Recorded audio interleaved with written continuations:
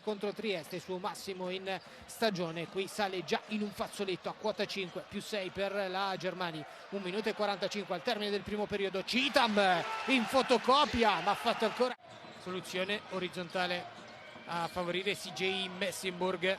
Il blocco di Burns ancora a favorire il numero 5, va a sfidare Toté cercando di cavalcare in fondo il mismatch. Gran bella giocata sul fronte sinistro, poi Burns, passaggio di Della Valle di facile lettura per Pesaro, già dall'altra parte con Carlos Delfino che prova ad appoggiarsi al vetro, lo fa bene.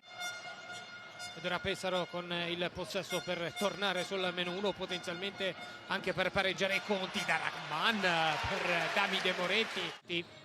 Va dalle parti ancora di Abdur Rahman che deve sbloccarsi soprattutto dal punto di vista psicologico. La difesa di David Moss, poi si va fuori per la tripla, bersaglio di Moretti dopo aver alzato il livello difensivo soprattutto nel secondo quarto da Citam per Moretti. Passaggio una mano per Abdur Rahman con Moss ancora a fargli da ombra. Rahman si spazia, eccola qui l'atletismo di cui parlavamo di Taio Diasi.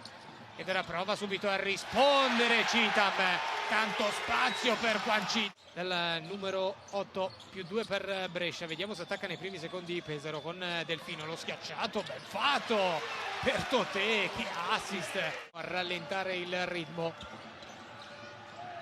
Ci prova con Abdur Rahman, su di lui c'è Messenburg. Rahman praticamente da fermo che abbiamo avuto. 4 minuti e 27 al termine del parziale. Qui deraglia Kenny Gabriel. Delfino conduce dall'altra parte, va a servire per la tripla di Matteo Tambone, poi ancora Nikolic, di nuovo per Udiasi che blocca e va nei pressi del pitturato. Riceve ora il 21 che va a assorbire il contatto, vicino alla doppia cifra in termini di punti realizzati anche lo stesso Taio Diasi. Abdur Rahman, poi ci prova ancora una volta Tambone, i pressi della punta da Toté, di nuovo per Rahman, lo show da parte di Odiasi, tanto spazio per Austin Day che mette il punto esclamativo, con una Germani Brescia che ovviamente è collassata attorno a lui per dargli meno spazio possibile.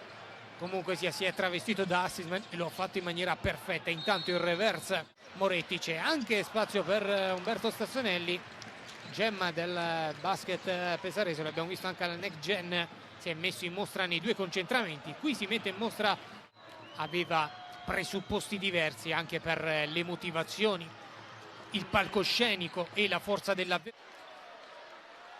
Partita che ci ha detto che la Carpegna Prosciutto Pesaro riesce a ottenere un successo dopo 3 sconfitte consecutive. Esulta la Vitrifrigo Arena.